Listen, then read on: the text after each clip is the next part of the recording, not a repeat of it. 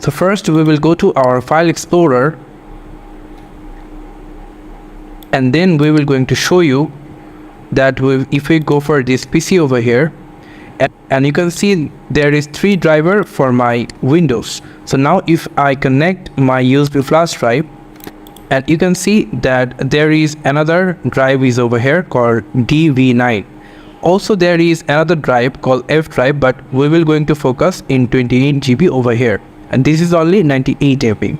So now if you open our driver like this, you can see this is completely empty.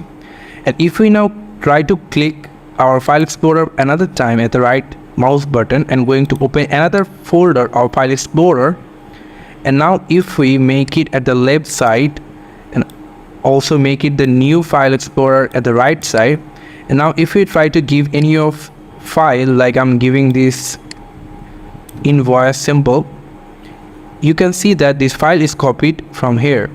And now what we will going to do, you can see that if I try to make it copy from there to here, you can see that this file is already over here. But if we skip the file, you can see there is another file came over here, you can see.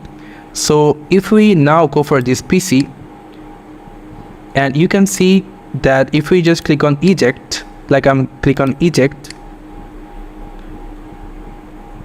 and now if we remove the driver and going to put the driver another time, now if we go for this over here, you can see here is your folder that you copied from your hardware, you can see.